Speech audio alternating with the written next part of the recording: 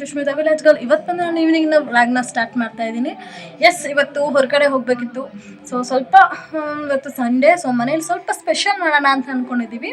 ನನ್ನ ಹಸ್ಬೆಂಡ್ ತುಂಬ ಸ್ಪೆಷಲ್ ತಿನ್ನಬೇಕು ಅನ್ನಿಸ್ತಂತೆ. ಸ್ಪೆಷಲ್ ಮಾಡ್ತಾ ಬರಬೇಕು. ಏನು ಮಾಡೋದು ಅಂತ ಗೊತ್ತಾಗಲಿಲ್ಲ. ಚಿಕನ್ ಬೇಕು ಅಂದರು. ಹೋಗಿ ಚಿಕನ್ ತೊಗೊಂಡು ಸ್ವಲ್ಪ ಸುತ್ತಾಡ್ಕೊಂಡು ಹಾಗೇನೆ ಒಂದು ಸ್ವಲ್ಪ ಏನಾದ್ರು ಸ್ನ್ಯಾಕ್ಸ್ ಎಲ್ಲ ತೊಗೊಂಡು, ಪಾಪು ಇದಲ್ಲವ, ಪಾಪುಗೆ ಸ್ವಲ್ಪ ಸ್ನ್ಯಾಕ್ಸ್ ಎಲ್ಲ ತೊಗೊಂಡು ಹಾಗೆ ಏನೇನು ಐಟಮ್ ಏನೇನು ಬೇಕಿತ್ತು ಎಲ್ಲ ತೊಗೊಂಡು ಇವಾಗ ಜಸ್ಟ್ ಮನೆಗೆ ಬಂದಿದ್ದೀವಿ. ಬನ್ನಿ ಇವತ್ತು ಡೇನ ನಾವು ಸ್ಟಾರ್ಟ್ ಮಾಡ್ತಾ ಹೋಗೋಣ. ಸೂತ್ಕ ಇತ್ತು ಅಂತ ಹೇಳಿದ್ನಲ್ಲ, ನಮ್ಮ ರಿಲೇಷನ್ ತೀರೋಗಿದ್ರು. ಎಲ್ಲ ಬಟ್ಟೆ ಎಲ್ಲ ಒಗೆದು ತಲೆದಿಂಬೆಲ್ಲ ಒಣಗಾಕಿ ಗೊಂಬೆ ಎಲ್ಲ ತೊಳೆದಿಟ್ಟು ಎಲ್ಲ ಒಣಗಿಸಿ ಇವಾಗ ಜಸ್ಟ್ ತಂದು ಹಾಕಿದ್ದೀನಿ. ಇನ್ನು ಸ್ವಲ್ಪ ಬಟ್ಟೆ ಇದು ಒಣಗಿದ್ದು ಅವನು ಕೂಡ ತಂದಿದ್ದೀನಿ. ಇವಾಗ ಮರ್ಚಿಟ್ಟು ಅಡುಗೆ ಸ್ಟಾರ್ಟ್ ಮಾಡ್ಕೋಬೇಕು. ಬನ್ನಿ ಇವತ್ತಿನ ಸ್ಪೆಷಲ್ ಏನು ಮಾಡ್ತೀನಿ, ಜೊತೆಗೆ ಏನೇನೆಲ್ಲ ಸ್ಪೆಷಲ್ ಇರುತ್ತೆ ಎಲ್ಲ ನೋಡ್ತಾ ಹೋಗೋಣ. ಮಗಳು ತೊಟ್ಟಿ ತುಳಿದಿದೆ. ತೊಟ್ಟಿ ಒಳಗಡೆ ಇಟ್ಕೊಂಡು ಆಟ ಆಡ್ತಾ ಇದ್ದಾಳೆ. ಆ್ಯಂಡ್ ವಾಯ್ಸ್ ಸ್ವಲ್ಪ ಬ್ರೇಕ್ಔಟ್ ಆಗ್ತಾಯಿದೆ, ಯಾಕಂದರೆ ಸ್ವಲ್ಪ ಪ್ರಾಬ್ಲಮ್ ಇತ್ತು ಅದಕ್ಕೋಸ್ಕರ. ತಂದಂಥ ಚಿಕನ್ನ ಒಂದು ಬಟ್ಲಿಗೆ ಹಾಕಿಡ್ತಾ ಇದ್ದೀನಿ. ನಾವು ಕವರೆಲ್ಲ ಇಡೋದಿಲ್ಲ, ಯಾಕಂದರೆ ಸ್ಮೆಲ್ ಬಂದುಬಿಡುತ್ತೆ. ಒಂದು ಬೌಲ್ಗೆ ಹಾಕಿ ಇಡ್ತೀವಿ. ಅದಾದಮೇಲೆ ಕ್ಲೀನ್ ಮಾಡುವಂಥದ್ದು. ಈಗ ನಮ್ಮ ಅತ್ತೆ ಅದನ್ನು ಕ್ಲೀನ್ ಮಾಡ್ತಾಯಿದ್ದಾರೆ. ಹತ್ರದ್ದು ನಿಮಗೆ ಕ್ಲಿಪ್ ತೋರಿಸೋಣ ಅಂತ ರೆಕಾರ್ಡಿಂಗ್ ಮಾಡಿದ್ದು. ಅದು ತುಂಬ ಅಂದರೆ ತುಂಬ ಚೆನ್ನಾಗಿ ಕ್ಲೀನ್ ಮಾಡ್ತಾರೆ. ಅದು ನೀಟಾಗಿ ಅದನ್ನೆಲ್ಲ ತೆಗೆಯೋದು, ಅದನ್ನು ಕಸಿ ಅಂತೇನೋ ಅಂತಾರೆ, ಅದು ಎಲ್ಲ ಇರುತ್ತೆ. ಅದನ್ನೆಲ್ಲ ನೀಟಾಗಿ ತೆಗೆದು ಈ ಥರ ಅದನ್ನು ನೆಲನ ತೊಳೆದು ಆಮೇಲೆ ಅದ್ರ ಮೇಲೆ ಹಾಕಿರೋದು. ನೀಟಾಗಿ ಅದನ್ನೆಲ್ಲ ತೊಳೆದು ಅದ್ರ ಮೇಲೆ ಹಾಕಿ ಅದನ್ನು ನೀಟಾಗಿ ಒಂದು 2ರಿಂದ 3 ಸಲ ವಾಶ್ ಮಾಡೋವಂಥದ್ದು.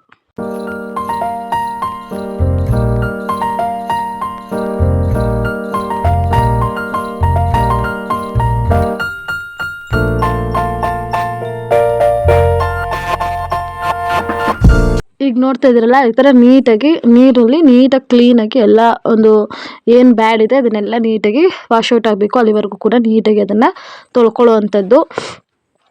ಇದನ್ನು ನಾವು ಆಲ್ಮೋಸ್ಟ್ ಒಂದು 3 to 4 ಟೈಮ್ಸ್ ತೊಳೆದಿರೋವಂಥದ್ದು. ಫಸ್ಟು ಒಂದು ಸಲ ಹಾಗೆ ಕ್ಲೀನಿಂಗ್ ಮಾಡಿಕೊಂಡು ಅದಾದಮೇಲೆ ಸ್ವಲ್ಪ ಉಪ್ಪು ಅರಿಶಿಣದ ಪುಡಿ ಹಾಕಿ ನೀಟಾಗಿ ತೊಳೆದು ಉಜ್ಜಿ ತೊಳೆದು ಅದಾದಮೇಲೆ ಇನ್ನೊಂದು ಸಲ ವಾಶ್ ಮಾಡಿ ಅದಾದಮೇಲೆ ಇದು 4ನೇ ಸಲ ನೀರು ಹಾಕಿ ವಾಶ್ ಮಾಡ್ತಾ ಇರೋವಂಥದ್ದು. ನೀವು ಇಲ್ಲಿ ನೋಡ್ಬೋದು. ಆ ಥರ ತೊಳೆದ್ರೂ ಕೂಡ ಇನ್ನೂ ಸ್ವಲ್ಪ ಅಲ್ಲಲ್ಲಿ ಇರುತ್ತೆ, ಅದನ್ನು ಕೂಡ ನೀಟಾಗಿ ಕ್ಲೀನ್ ಮಾಡ್ಕೊಂಡಿರೋವಂಥದ್ದು.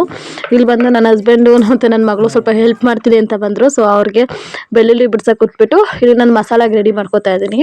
ಮೊದಲನೇದಾಗಿ ನಾನು ಸ್ವಲ್ಪ ಧನಿಯಾನ ನೀಟಾಗಿ ಹುರ್ಕೋತಾ ಇದ್ದೀನಿ, ಯಾಕಂದರೆ ಧನಿಯಾ ಪುಡಿ ಖಾಲಿ ಆಗಿತ್ತು. ಅದಕ್ಕೋಸ್ಕರ ಫ್ರೆಶ್ ಧನಿಯಾ ಐತಲ್ಲ ಅಂತ ನಾನಿಲ್ಲಿ ಚಿಕನ್ ಬಿರಿಯಾನಿ ಮತ್ತು ಚಿಕನ್ ಫ್ರೈ, ಸಾಂಬಾರು ಎರಡೂ ಕೂಡ, ಚಿಕನ್ ಸಾಂಬಾರು ಅಥವಾ ಚಿಕನ್ ಫ್ರೈ ಅಂತ ಅನ್ಕೋಬೋದು ನೀವು. ಎರಡೂ ಕೂಡ ಮಾಡ್ತಾಯಿದ್ದೀನಿ. ಅದಕ್ಕೋಸ್ಕರ ಸ್ವಲ್ಪ ಜಾಸ್ತಿ ಧನಿಯಾ, ಅರಿಶಿಣ, ಧನಿಯಾನ ಫಸ್ಟ್ ಸ್ವಲ್ಪ ಹುರ್ಕೊಂಡು ಅದಾದಮೇಲೆ ಅರಿಶಿಣನ ಅದರೊಳಗಡೆ ಹಾಕ್ಕೊಂಡಿರೋವಂಥದ್ದು ಕುಟ್ಟಿ ಒಂದು ಅರ್ಧದಷ್ಟನ್ನು ಕಟ್ ಮಾಡಿ, ಅಂದರೆ ಸ್ವಲ್ಪ ತುಂಡಾಗಿ ಕಟ್ ಮಾಡಿ ಹಾಕ್ಕೊಂಡು ನೀಟಾಗಿ ಫ್ರೈ ಮಾಡ್ಕೊತಾ ಇದ್ದೀನಿ. ಸ್ವಲ್ಪ ಹುಷಾರಿಲ್ಲ. ಥ್ರೋಟ್ ಇನ್ಫೆಕ್ಷನ್ ಆಗಿದೆ. ವಾಯ್ಸು ಕ್ಲಿಯರೆನ್ಸ್ ಅಷ್ಟು ನೀಟಾಗಿ ಬರ್ತಿದ್ಯೋ ಇಲ್ವೋ ಗೊತ್ತಾಗ್ತಾ ಇಲ್ಲ. ಆದರೂ ಕೂಡ ಪ್ರಯತ್ನ ಪಡ್ತಾ ಇದ್ದೀನಿ. ವಾಯ್ಸ್ ತುಂಬ ಕಿರಿಕಿರಿ ಆಗ್ತಾಯಿದೆ, ಗಂಟ್ಲು ನೋವು ಈ ಥರ ಎಲ್ಲ ಆಗ್ತಾಯಿದೆ. ಅದಕ್ಕೋಸ್ಕರ ಈಗ ಧನಿಯಾ ಮತ್ತು ಅರಿಶಿಣ ಸ್ವಲ್ಪ ಬೆಂದಿತ್ತು. ಸ್ವಲ್ಪ ಹುರಿದಾದ್ಮೇಲೆ ಒಂದು 5 ನಿಮಿಷ ಅದನ್ನು ಹುರಿದಾದ್ಮೇಲೆ ಒಣಮೆಣ್ಸಿನ್ಕಾಯಿನೂ ಕೂಡ ನಾನು ಸೇರಿಸ್ಕೊಂಡಿದ್ದೀನಿ. ನೀವು ಬೇಕಾದ್ರೆ ಬ್ಯಾಡಿಗೆ ಮೆಣಸಿನ್ಕಾಯಿನೂ ಕೂಡ ನೀವು ಸೇರಿಸ್ಕೊಬೋದು. ನಾನು ಇಲ್ಲಿ ಬೇಡ ಪಾಪು ತಿಂತಲ್ಲ ಅಂದ್ಬಿಟ್ಟು ಜಸ್ಟ್ ಒಣಮೆಣ್ಸಿನ್ಕಾಯಿ ಮಾತ್ರ ಒಂದು 6ರಿಂದ 7 ಒಣಮೆಣ್ಸಿನ್ಕಾಯಿನ ಹಾಕ್ಕೊಂಡಿದ್ದೀನಿ. ನಾವು ಖಾರ ಜಾಸ್ತಿ ತಿನ್ನೋದಿಲ್ಲ, ಅದಕ್ಕೆ ನಿಮ್ಗೆ ಖಾರ ಬೇಕು ಅಂದರೆ ಬ್ಯಾಡಿಗೆ ಮೆಣಸಿನ್ಕಾಯಿ ಕೂಡ ಹಾಕೋಬೋದು.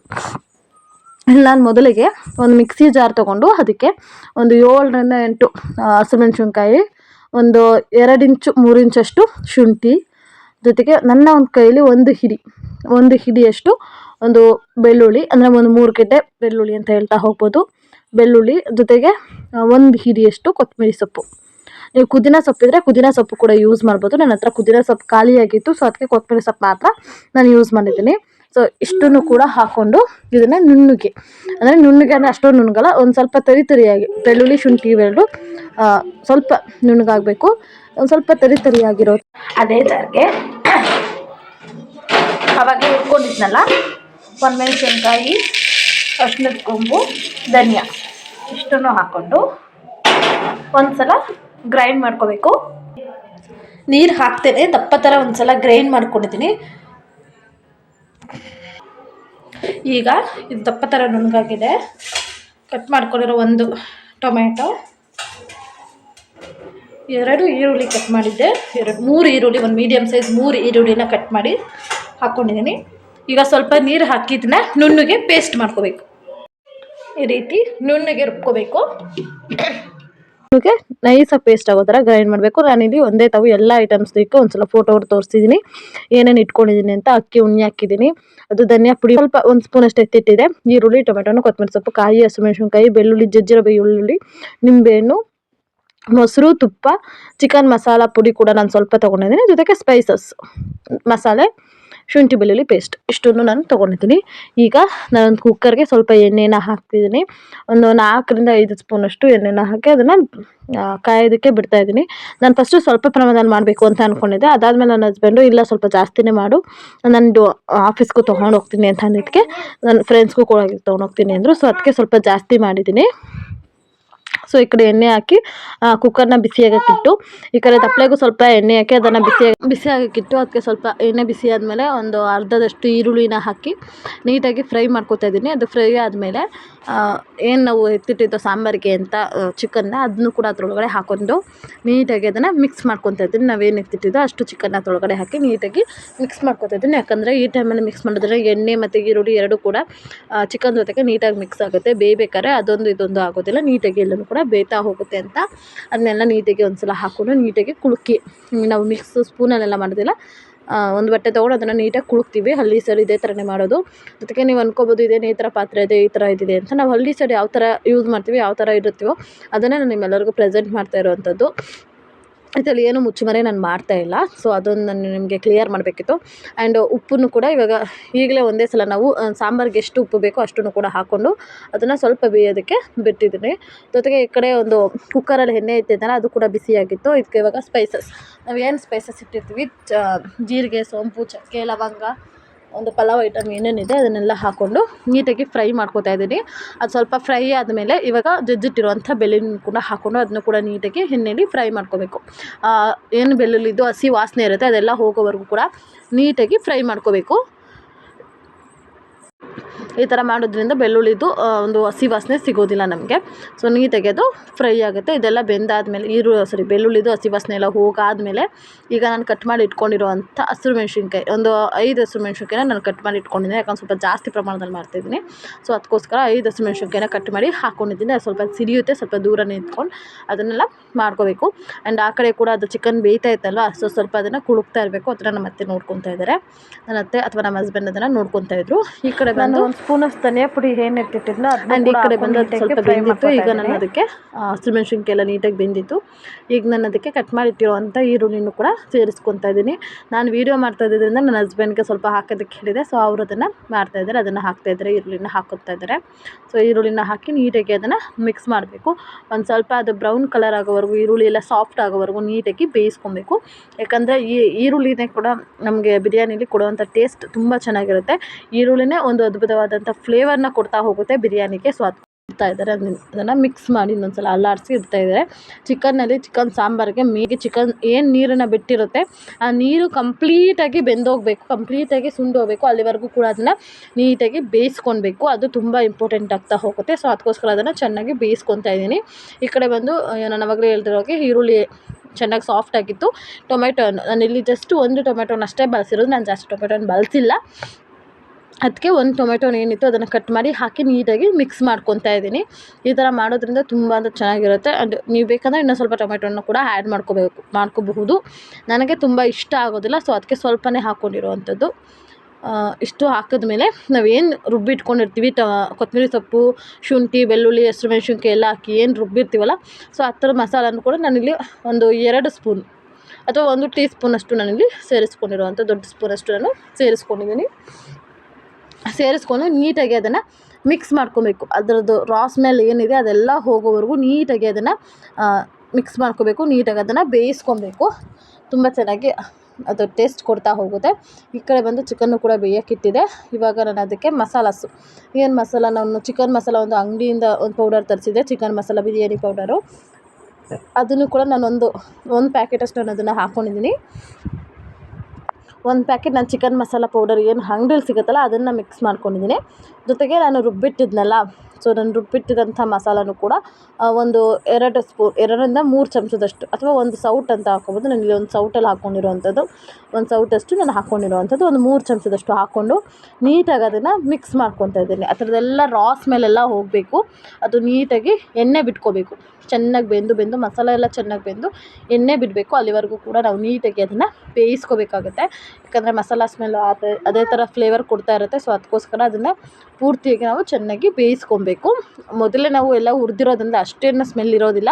ಬಟ್ ಆದರೂ ಕೂಡ ಇನ್ನೊಂದು ಸಲ ನಾವು ಸ್ವಲ್ಪ ಬೇಯಿಸ್ಕೋಬೇಕಲ್ವ. ಈರುಳ್ಳಿ ಟೊಮೆಟೊ ಅದೆಲ್ಲ ಸ್ಮೆಲ್ ಇರುತ್ತೆ, ಅದೆಲ್ಲ ಕಂಪ್ಲೀಟಾಗಿ ಹೋಗೋವರೆಗೂ ನೀಟಾಗಿ ಬೇಯಿಸ್ಕೊಬೇಕು. ಇಷ್ಟು ಆದಮೇಲೆ ಇನ್ನೊಂದು ಕ್ಲಿಪ್ ಮಿಸ್ ಆಗಿದೆ.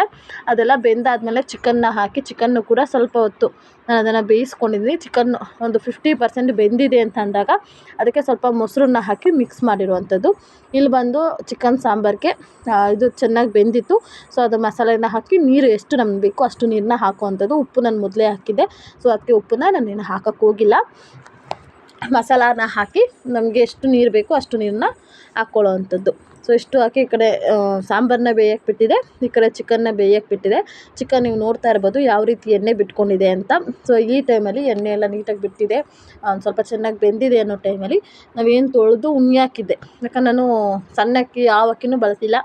ಮನೆಯಲ್ಲಿ ನಮ್ಮ ಹಳ್ಳಿ ಸೈಡ್ ಕೊಡುವಂಥ ರೇಷನ್ ಅಕ್ಕಿ ಏನಿರುತ್ತಲ್ಲ, ಆ ರೇಷನ್ ಅಕ್ಕಿನ ಬಳಸಿ ಮಾಡ್ತಾ ಇರೋವಂಥದ್ದು. ಸೊ ರೇಷನ್ ಅಕ್ಕಿನ ಸ್ವಲ್ಪ ತೊಳೆದು ಒಂದು 3 ಸಲ ತೊಳೆದು ಅದನ್ನು ಉಣ್ಣಿ ಹಾಕಿದೆ. ಒಂದು 10 ನಿಮಿಷ ಉಣ್ಣಿ ಹಾಕಿದೆ ಅಷ್ಟೇನೆ. 10 ನಿಮಿಷ ಉಣ್ಣಿ ಹಾಕಿ ಅದನ್ನು ನೀರಿನಲ್ಲಿ ನೆನೆ ಹಾಕಿ ಅದನ್ನು ನಾನು ಇವಾಗ ಅಲ್ಲಿ ಹಾಕ್ಕೊತಾ ಇದ್ದೀನಿ. ಏನು ಚಿಕನ್ ಬೆಂದಿತ್ತು ಅದರೊಳಗಡೆ ಹಾಕ್ಕೊತಾ ಇದ್ದೀನಿ ನೀಟಾಗಿ. ಅದನ್ನೆಲ್ಲ ಹಾಕಿ ಒಂದು ಸಲ ನೀಟಾಗಿ ಮಿಕ್ಸ್ ಮಾಡ್ಬೋದು. ನೀವು ಇಲ್ಲಿ ನೋಡ್ತಾ ಇರ್ಬೋದು ಯಾವ ಥರ ಒಂದು ಎಣ್ಣೆ ಬಿಟ್ಕೊಂಡಿದೆ ಇದು ಚಿಕನ್ ಅಂತ ನಿಮ್ಗೆ ಗೊತ್ತಾಗ್ತಾ ಇರ್ಬೋದು. ಈಗ ಅದು ಒಂದು ಕುದಿ ಬರ್ತಾ ಇದೆ. ಕಲರ್ ಆಗಿರ್ಬೋದು, ಚಿಕನ್ ಎಣ್ಣೆ ಬಿಟ್ಟಿರೋದಾಗಿರ್ಬೋದು ತುಂಬ ಚೆನ್ನಾಗಿ ಕಾಣಿಸ್ತಾ ಇತ್ತು. ತುಂಬ ಸ್ಮೆಲ್ಲು ಕೂಡ, ಅರೋಮಾ ಕೂಡ ತುಂಬ ಚೆನ್ನಾಗಿ ಬರ್ತಾಯಿತ್ತು. ಈಗ ಅದು ಒಂದು ಕುದಿ ಬಂದ ಮೇಲೆ ನಮ್ಗೆ ಎಷ್ಟು ಬೇಕು ನೀರು ಅಂದರೆ ನಾವು ಅಕ್ಕಿ ಹಾಕಿರ್ತೀವಲ್ವ, ಅಕ್ಕಿಗೆ ತಕ್ಕಂತೆ ನೀರನ್ನ ಹಾಕಿರಲ್ಲ ಮೊದಲು. ಸೊ ಈ ಟೈಮಲ್ಲಿ ನಮ್ಗೆ ಎಷ್ಟು ಬೇಕೋ ಅಷ್ಟು ನಾನು ನೀರನ್ನು ಹಾಕ್ಕೊಂಡು ಒಂದು ಸಲ ಮಿಕ್ಸ್ ಮಾಡ್ಕೊಳ್ಳೋವಂಥದ್ದು. ನಾನು ಇನ್ನೂ ಉಪ್ಪನ್ನ ಆ್ಯಡ್ ಮಾಡಿಲ್ಲ. ಅದೆಷ್ಟು ಬೇಕಷ್ಟು ನೀರನ್ನು ಹಾಕಿ ಇವಾಗ ಸ್ವಲ್ಪ ನಮ್ಗೆ ಎಷ್ಟು ಬೇಕಷ್ಟು ಉಪ್ಪನ್ನು ಕೂಡ ಹಾಕ್ಕೊತಾ ಇದ್ದೀನಿ.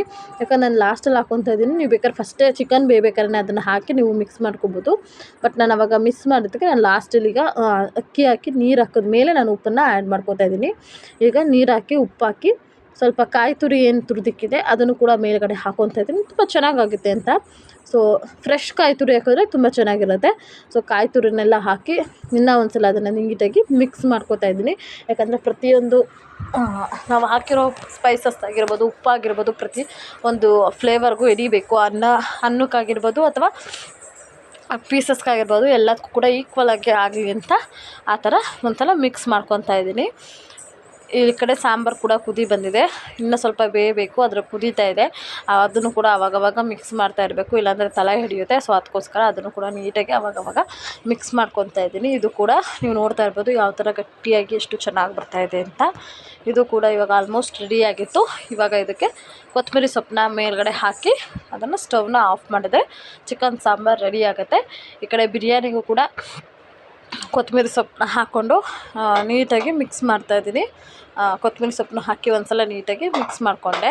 ತುಂಬ ಅಂದರೆ ತುಂಬ ಚೆನ್ನಾಗಿರುತ್ತೆ. ನೀವು ಯಾರಿಗೆ ಬಿರಿಯಾನಿ ಮಾಡೋಕ್ಕೆ ಬರೋಲ್ಲ ನಾನು ಅಥವಾ ಒಂದು ಪಟಾಪಟ್ ಅಂತ ಒಂದು 10 ನಿಮಿಷದಲ್ಲಿ ನಾನು ಬಿರಿಯಾನಿನ ಮಾಡಬೇಕು, ಯಾರೋ ನೆಂಟರು ಬರ್ತಾಯಿದ್ದಾರೆ, ಗೆಸ್ಟ್ ಬರ್ತಾಯಿದ್ದಾರೆ, ಅರ್ಜೆಂಟ್ ಇದೆ ಅಂತ ಅನ್ನಬೇಕಾದ್ರೆ ನೀವು ಈ ಥರ ಟ್ರೈ ಮಾಡ್ಬೋದು. ತುಂಬ ಅಂದರೆ ತುಂಬ ಚೆನ್ನಾಗಾಗುತ್ತೆ. ತುಂಬ ಅಂದರೆ ತುಂಬ ಟೇಸ್ಟಿಯಾಗಿ ಕೂಡ ಇರುತ್ತೆ. ಸೊ ಇವಾಗ ನೀವು ನೋಡ್ತಾ ಇರ್ಬೋದು ಒಂದು ಸಲ ನಾನು ಚೆಕ್ ಮಾಡ್ಕೊತಾ ಇದ್ದೀನಿ ಅದು ಎಷ್ಟು ಬೆಂದಿದೆ ಅಂತ. ನಾನಿವಾಗ ಒಂದು 2 ಡ್ರಾಪ್ ಅಷ್ಟು ಒಂದು ಸ್ವಲ್ಪ ನಿಂಬೆಹಣ್ಣು ಕೂಡ ಹಿಂಡ್ಕೊಂಡಿದ್ದೀನಿ. ಒಂದು 1/4 ನಿಂಬೆಹಣ್ಣಷ್ಟು ನಿಂಬೆಹಣ್ಣ ಹಿಂಡಿದ್ದೀನಿ. ಈ ಟೈಮಲ್ಲಿ 1/4 ನಿಂಬೆಹಣ್ಣಷ್ಟು ನಿಂಬೆಹಣ್ಣ ಹಿಂಡಿಬಿಟ್ಟು ಅದನ್ನು ಕುಕ್ಕರ್ನ ಕ್ಲೋಸ್ ಮಾಡಿ ಒಂದು ಕೂಗನ್ನ ವಿಶಿಲ್ನ ಹಾಕಿಸಬೇಕು. ಅದಕ್ಕೆ ಅದನ್ನು ಬಿಟ್ಟಿದ್ದೀನಿ. ಈ ಕಡೆ ಚಿಕನ್ ಸಾಂಬಾರು ಕೂಡ ತುಂಬ ಚೆನ್ನಾಗಾಗಿತ್ತು, ತುಂಬ ಚೆನ್ನಾಗಿ ಕುದೀತಾ ಇತ್ತು. ಸೊ ಅದನ್ನು ಕೂಡ ಸ್ಟವ್ ಆಫ್ ಮಾಡಿ ಚಿಕನ್ ಸಾಂಬಾರು ಕೂಡ ರೆಡಿಯಾಗಿತ್ತು. ಸೊ ರುಚಿಕರವಾದಂಥ ಬಿರಿಯಾನಿ ಜೊತೆಗೆ ರುಚಿಕರವಾದಂಥ ಚಿಕನ್ ಸಾಂಬಾರು ರೆಡಿಯಾಗಿದೆ. ಸೊ ಇವತ್ತಿನ ನನ್ನ ವೀಡಿಯೋ ನಿಮ್ಮೆಲ್ಲರಿಗೂ ಇಷ್ಟ ಆಗಿದೆ ಅನ್ಕೋತೀನಿ. ಇದೇ ಥರ ದಿನನಿತ್ಯದ ಸ್ಪೆಷಲ್ ಐಟಮ್ಸ್ಗೋಸ್ಕರ ಅಥವಾ ನನ್ನ ದೈನಂದಿನ ಒಂದು ಕ್ರಿಯೆನ ನೀವು ನೋಡಬೇಕು ಅನ್ನೋದಾದರೆ ನನ್ನ ಚಾನಲ್ನ ಸಬ್ಸ್ಕ್ರೈಬ್ ಮಾಡ್ಕೊಳ್ಳಿ, ಲೈಕ್ ಮಾಡಿ, ಶೇರ್ ಮಾಡಿ. ಇದೇ ಥರ ಸಪೋರ್ಟ್ ಮಾಡ್ತಾಯಿರಿ. ನನಗೂ ಕೂಡ ಇನ್ಮೇಲೆ ವೀಡಿಯೋನ ಪ್ರತಿನಿತ್ಯ ಮಾಡೋದಕ್ಕೆ ತುಂಬ ಇನ್ಸ್ಪಿರೇಷನ್ ಆಗ್ತಾ ಇರ್ತದೆ ಅಂತ ಹೇಳ್ತಾ ಇವತ್ತಿನ ವೀಡಿಯೋನ ನಾನು ಇಲ್ಲಿಗೆ ಎಂಡ್ ಮಾಡ್ತಾಯಿದ್ದೀನಿ. Thank you so much. Thank you all.